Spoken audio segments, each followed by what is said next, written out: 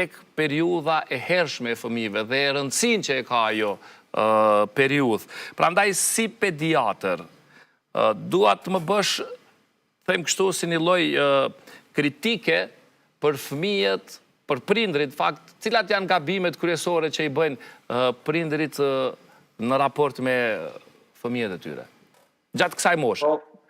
Po, natyrisht që mosha e parë e fëmijërisë është një nga pikat më të rëndësishme në jetën familjare, ku njerëzit, prindrit mezi e presin atë moment, sidomos kur janë fëmijët e parë dhe kanë një përkushtim madhor të tyre.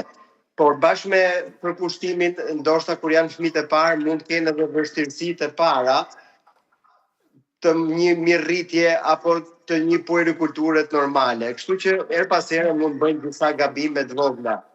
Ndoshta unë si pediatër mund ta filloj nga smundshmëria, që do të thotë mund ta filloj nga temperatura. Për shembull, ndonjëherë nxitohemi kur japim antipiretik apo ulës temperaturës edhe në mosha të vogla. Në temperatura të vogla. Ndonjëherë mund të bëjmë gabime siç i gjejmë edhe këtu në Shqipëri, që mund të përdorim metoda pak a shumë të vjetra, si përdorimin e tepruar të ufullës apo trakisë për larjen e trupit, gjë që janë metoda që tashmë i ka kaluar koha e nuk përdoren. Gjithashtu një pjesë e rëndësishme është kemi të bëjmë me ushqyerjen.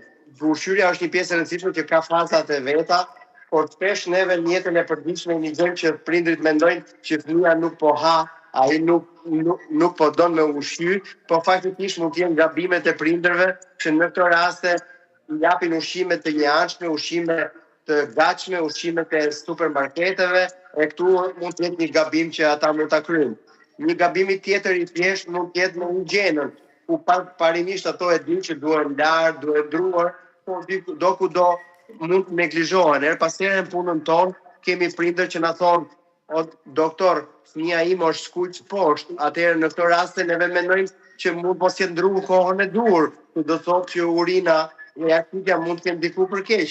Është një gabim minimal i vogël që korrigjohet me kohën, që vjen edhe si pasojë e këshillave që japin krejt pediatrit kudo që ato ndodhen.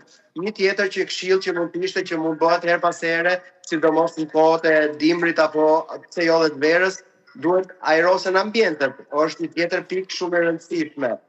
Neve je falim shumë dashuri, prindrit falin shumë dashuri për fëmijët e tyre, por do kudo, ndonjëherë kur është një fëmijë vetëm ose kur ka xhelozi, pse jo, ne kalojmë sakun e plotësimit të dëshirave dhe mund kalojmë ajo faza e lasdrimit, e llastimit. Edhe ky është një gabim i vogël që pastaj na kushton, sepse në vend që ta komandojmë dhe ta edukojmë ne fëmijët, janë fëmijët që na edukojnë ato.